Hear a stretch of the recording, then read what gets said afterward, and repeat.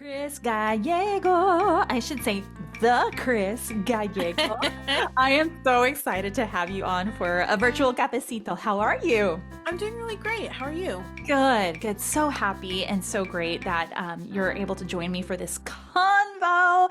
And I am a fan of the work that you do and the way that you do it. So I've already told our listeners a little bit about you. So Chris and I are part of the same business group, which doesn't feel like a business group. It just feels like a really cool hang Yeah. for voice teachers and voice professionals. And Chris, we have some things in common. I'm going to let you talk about here in just a second. But really, we both have a heart for helping singers find authenticity and confidence in what they do. And this is really for passionate performing artists. And I know that you're not only mentoring and helping passionate performers, you're one yourself, right? So please tell us a little bit about yourself, what your artistic background is like and how you got to doing what you're doing today. Yeah. So I've loved music and singing and the arts for a really long time. It was one of the ways that I was able to like find my voice as a kid. I feel like there's that struggle of like trying to be understood. Mhm. And like music and theater was a way for me to do that. So for undergrad, I went into a theater program. And then my senior year, I was like, oh my God. I don't want to be an actor. It was like halfway through my senior year and I was like, "Oh no." So I did a bunch of side jobs, tried a bunch of different stuff. Nothing was really fitting. And it's helpful to know that I am neurodivergent. So like a typical 9 to 5 is really, really difficult for me. There were some limitations that I had, but eventually I was like, I really like singing. I've done the singing thing for a while. I was in an a cappella group in college. I did musical theater. And I found a guitar center that was doing lessons. And I was like, okay, are you hiring? And that was my first like voice teaching job. And while that position wasn't great, it was a good starter. I wound up starting to work for other studios and really fell in love with it. It was one of those things where it was like, oh, like this is really what I'm supposed to be doing, you Mm. know? There was this level of I wanted to pursue music and theater in a professional way, but not as a performer. And this was the way that I could do that and give back to people in my community. So I hit a point where I was like, I'm doing okay as a teacher, but I need to educate myself, be a little better. And so I went to grad school and I learned a lot. And that's where I came out as non-binary during grad school and was really involved in like learning about the queer community and my identity. I had already identified as queer. I identified as bisexual, and then was like, is there something a little funky about this gender too? So, learned about that, and got really interested in gender affirming singing and gender affirming speech as well, as a way to, like you said, authenticity, helping people find their really authentic, true to themselves voice. And I think there's just something so magical about like people building the tools in their toolkit to be able to sound the way that they want to in an artistic way, but also just in a personal way too. So that's kind of where I started educationally, and had just recently cut ties with all of the other businesses that I was working with, and I'm out here on my own doing my own studio, my own thing. And it's been really wonderful. Yes, you are. Now tell us where you're located. Yeah, so I am currently located in New Jersey, but I teach exclusively virtually. So I have worked with people across the country, across the globe. It's been really exciting. Fantastic. Oh my gosh, what a beautiful journey. Especially as you're really honing into your strengths as a person and individual. Now, you also mentioned the neurodiversity component, which here we are all about that as well. I've been officially diagnosed with generalized anxiety disorder. I have an ADHD kid, an OCD kid. That is very welcoming. It's our language, it's our superpower. So I'm curious, what's your superpower? So, I anxiety is always been there. There was a point where like as a kid, they were like, they should get tested for ADHD. But then I had like an amazing kindergarten teacher who's Mm, like, she's just passionate about life. We've got it. And she was able to give me what I needed without necessarily me needing to go get a diagnosis. I feel like a lot of the times ADHD diagnoses, especially in kids, come from when you're having difficulty in school. mhm. And I didn't have difficulty in school. So it took a while for me to get diagnosed, but I had a recent encounter with the psychiatrist where we did the testing, and I was like, "Oh, that's it. That was so quick." She's like, "Oh, you've got it." Like she's like, "It's a little obvious." So there's that. I'm going through a potential autism journey right now. I've been diagnosed with some other things that in women and female presenting people are often misdiagnoses for autism. So I don't know where I'm there in that. All I know is that there's a lot of stuff that I relate to that I've heard from other autistic creators, and it really affects the way that I teach. I find that my studios are really like a safe haven for neurodivergent folks. I think that there's a level of just catering to the person specifically as opposed to like, and this is my system and this is what I do. Like I feel like there's everybody learns so differently, right? So like things that I really try to do is incorporate different styles of learning. Some people really love to know the technical aspect of how the voice works and that helps them. Other people love imagery. And other people, I know neurodivergent people have difficulty with like interoception and like seeing how, like understanding how the body works and feeling it. So we do a lot of like tactile of like put your hands here to release tension and that sort of stuff. Mhm. So it really affects every single aspect of my teaching. That is absolutely beautiful and so encouraging. You know, as much as we talk about the challenges still that exist in the performance world, right? Or issues that need to be addressed that are no longer serving us, that of the way that things used to be done, right? And making change for the better. It's, I think we cannot say enough the wonderful inclusive things that are taking place right now. And I love that you are catering and creating a community really of singers who really truly do feel seen. Now, in your train, something very special about your training too, in addition to what you just mentioned, is as part of your personal journey as a trans person, correct? Now you are mentoring people along that journey as well. Tell us more about that. It's really intimidating because and I've heard other people feeling this rhetoric, which if you Mhm. feel this rhetoric, if you're out there and you're trans and you're feeling this, know that it's not true. You are always trans enough. I think there is this idea of if there has been no medical transition that's taken place, or if you haven't had surgery or things like that, there's a lot of trans people who feel like they aren't as valid in the community because they aren't trans enough. And I think that is a struggle that I'm going through as well. I'm new to the trans community as well. So I'm doing my best to listen where I can and also mentor with the information that I have. So while I may not be an expert, in transness, I do have my own personal experiences, and I also have my education, right? My very specific education in vocal anatomy and vocal pedagogy, and the things that I've learned, I can then pass on in my own way. But it is especially like I feel like the like queer communities and BIPOC, Latina communities as well Mhm. are very much like there's this level of togetherness, this working with each other, that is so special. And so while I do feel like, I am giving where I can, I'm also taking in a lot and learning a lot from even from my students and in all aspects, right? It's like this give and take of me helping them and them helping me.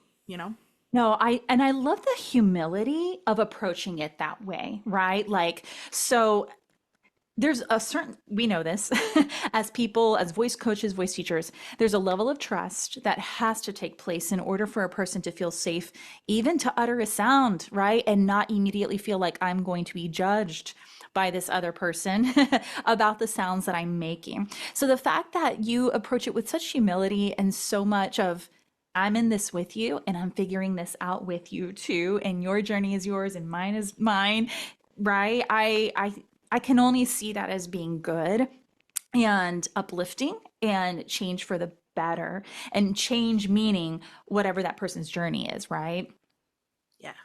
Yeah, I think it's super important for people to have their own voice. Like there, and this works, this is part of the training that I got for like neurodivergency in the studio as well, is that each person is an expert in themselves, right? Maybe I'm considered an industry expert in certain usages of the voice and things like that, but that person is an expert on how they work, how their mind works, what their identity is, that sort of stuff. And if you come into a lesson as more of a collaboration as opposed to a lecture, it goes so much better. And everybody, like, they make so much more progress too. And you can see it's not just a change in technique, but like a change in confidence, you know, a change in mentality. Absolutely. Now, you and I obviously are speaking with so much comfort and openness on the matter, but we both know that it is not necessarily a very popular idea still. Like, we are making strides in change and viewpoints. What would you say to someone who may still not understand the journey of anybody in the queer community trying to take ownership of who they are as a person, in addition to being a queer artist, how they're using their voice? Okay, so somebody who might be like outside of the community, ways that they Yeah, can or understand, or maybe somebody who maybe is in the community or discovering, sort of let's questioning, things like that. all the things. Yeah, Okay. all of them. I feel like if you are a person who is outside of the community and wanting to do better in your own personal spaces to provide inclusivity and provide comfort, the biggest thing is listen, right? Trans creators, BIPOC creators are telling you what you need to hear. Sometimes it's going to get uncomfortable. It's supposed to be uncomfortable. Let this be like, especially cisgender white creators, like this is a call in, not a call out. Listen, you're not, there's nothing wrong with making mistakes. Um, and the more you listen, the more you learn, right? And then the better you get. You're not going to be perfect at it day one. That doesn't make sense, you know? And we know that. We just want to see you trying and making that effort. And then when it comes to someone who is maybe questioning, right, and curious about the community more in a personal way, um take your time and don't get too attached to labels, right? Labels can be liberating in a way of like, I belong to a community, like this is, like when I came out as bisexual, I was like, yes, this makes so much sense. But even in my sexuality, as time goes on and I learn more about myself, I'm like, does that label work for me anymore? And I've gone through many periods of label, no label, label, no label. Um, and there's some people who make like multiple changes in their journey, or sometimes there's people who decide that being trans is not right for them, that they've transitioned and decided to detransition, and that is also totally okay. It's an exploration, it's a journey, it's a spectrum, and just give yourself grace through it. Wow, thank you so much, Chris. I think there's so much on both that can happen on both sides. So the fact that, like, putting myself, because I used to be, the cisgender person who was very traditionally mindset, and part of that was my own like spiritual faith upbringing, and thank goodness that that has evolved, and I have people in my life who I love dearly that are part of the queer community, and showing me so much, but if to hear you say that with the kind of love and grace and understanding and compassion, yet very certain of your experience, I can only hope that we can have more productive conversations at the table, right? No matter what your background is. And even if you don't understand, right? Maybe you will Hmm. never understand because it's not your journey. Why don't we just take each other at our word, at our words, and just, I believe you. I believe what you've experienced in your body and in your brain is what you have experienced and are experiencing. I think that is rings true too for when we work with a singer, when they say, I've tried this technique. It doesn't feel good. It doesn't work for me. Let's believe them and let's meet them where they are, right? So I just want to say thank you. I think that's amazing. Yeah, of course. There's so much room for growth. I know that there's a lot of political tension Mhm, right now. mhm. It is more important than ever for allies in particular to use their voice because trans people, especially like black trans women, are in physical danger Yeah. right now, you know? Like it's sometimes not possible for us to use our voice in the way that we want to because we are targeted. I mean, I lived in Milwaukee for a little bit, and right in the school district that I used to do some like part-time work at, there was a school that was getting bomb threats because I think the assistant principal was non-binary. I was like, that could have been me, you know? Yeah. Like, so trans people are really in danger right now. So if you're an ally or would like to be an ally, educating yourself and using your voice, right? Going against this rhetoric, whether you understand transness or not, I think that everybody can agree that, you know, human life is sacred and that if you're not hurting anybody, there there's not as I mean like if you're not hurting any it's almost like a mind your own business kind of thing. Like whatever that person is doing is fine for them to do, even if you don't quite understand it yet. So yeah, protect your trans brothers and sisters. I love that. I love that so much. Okay. So this is actually a very current event at the time we're recording. Yeah. Um, so Jojo Siwa is back, in the headlines again, Yeah. with new music. And there's a little bit of controversy that I'm hearing from both my queer friends and my straight friends as well. And she's been on the record for stating that she wants to be the inventor of gay pop. And then gone back Yes. and went like, wait, that's not what I meant. I'm just curious to hear your thoughts and commentary on the matter.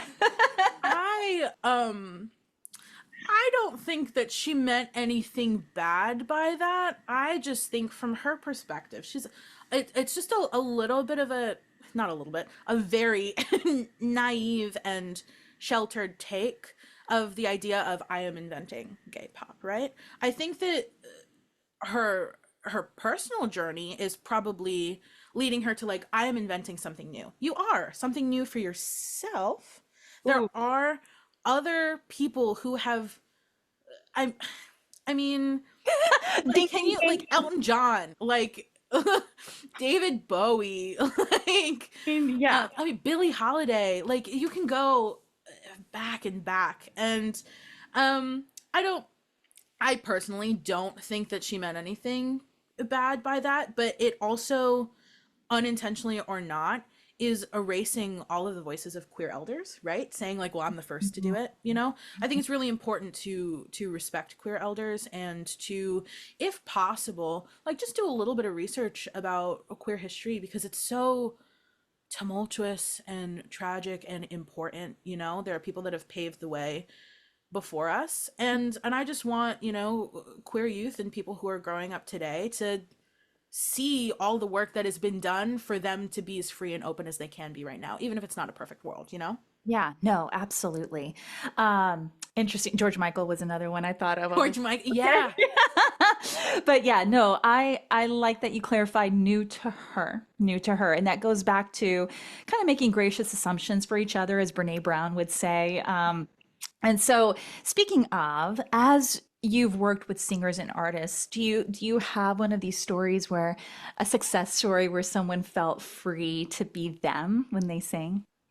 Yeah. I mean, I'm very fortunate that I have quite a few success stories with my Mhm. with my students.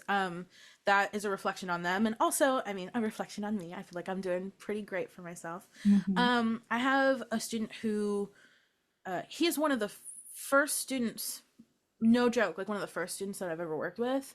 I started really private teaching around 2019. I think he started with me in 2019, and Mhm. he is still a student with me.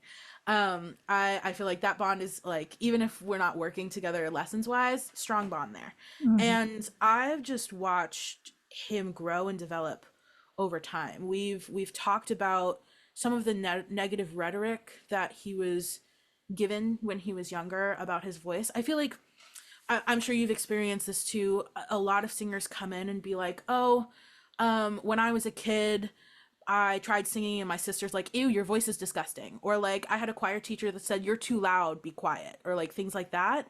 And that sticks with people, you know? And so these singing journeys are not just about learning the technique, but building the confidence. And I've watched his confidence really, really skyrocket to the point where, I mean, like, his technique, great. Like, he's belting out like high C's no problem. It's insane. But he's also grown in a way where I think one of like the strongest moments was when he finally felt comfortable enough to let go of the idea of sort of like people watching him and that self-consciousness, and Mhm. really emotionally connected to a song and like lived and breathed through it. It was just incredible to watch. And he's been able to recreate that and do that so much more. And you can just see how much more comfortable he is, you know? What more could a voice mentor want for a singer, right? To really to tap into that freedom and like you said, just live and breathe in it. So beautiful. Now, listen, Chris, you are a beautiful artist as well. You know, if you're, I'm going to put all of your social stuff in the show notes. You have a gorgeous voice, and I know that you were like, I don't want to be an actor, but is there a spark of creativity within you to share your voice and your music again? Yeah, that has been growing and growing. And I just stepped back out on the stage this past Saturday in a cabaret. It was a musical theater cabaret, run by a community theater that the group had just been put together by some people that I knew in college, and they're really going for it, doing like the nonprofit community theater thing. And it was an awesome experience. It was my first experience performing as an out non-binary actor as well, able to sing tenor roles instead of the traditional like alto soprano, so it was great.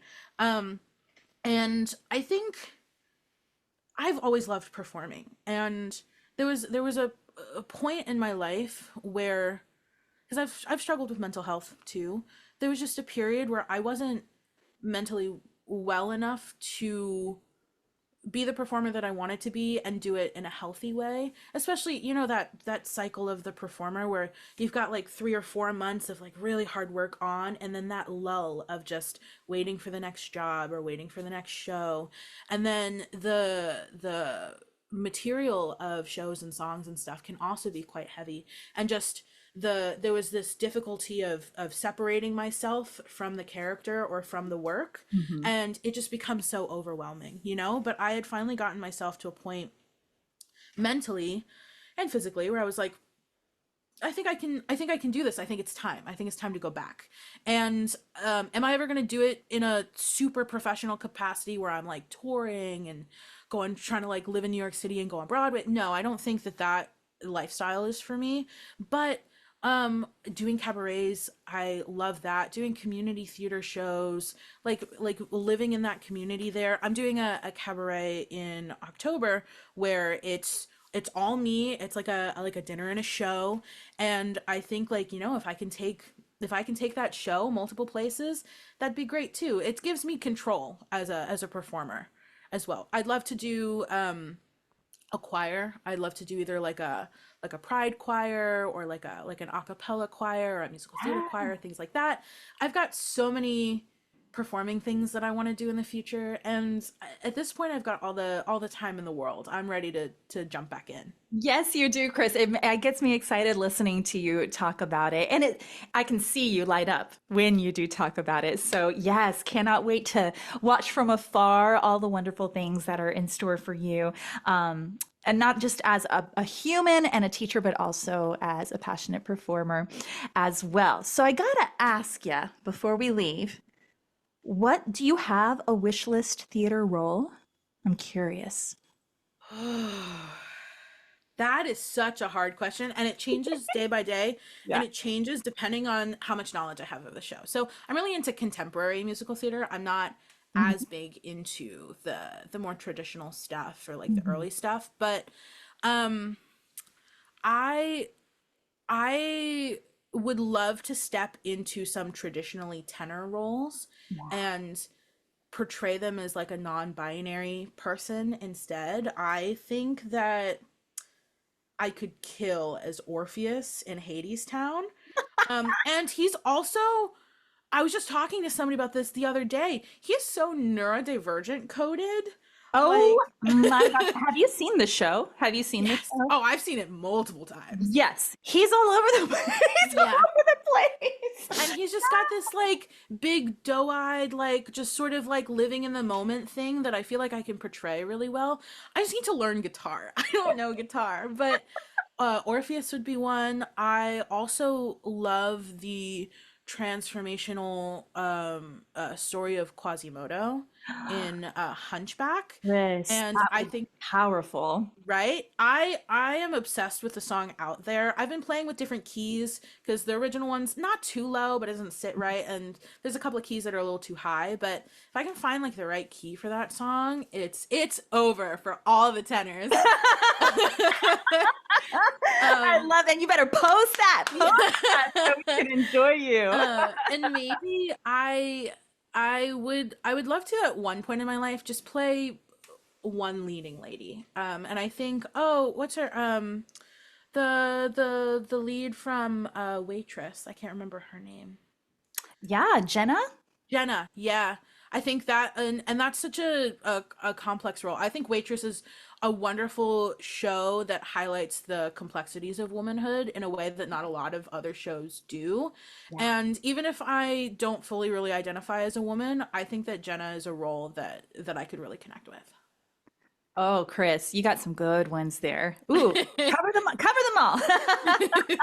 Oh my goodness. Thank you so much for just taking time out of your busy schedule to spend some time with me and with our audience, just really lovingly bringing us along your journey and empowering all of us, no matter where we find ourselves on the spectrum, right? Whether we consider ourselves part of the queer community or an ally, to come together and create inclusive spaces for singers and humans alike. Yeah, thank you so much. Muchísimas gracias. Mwah.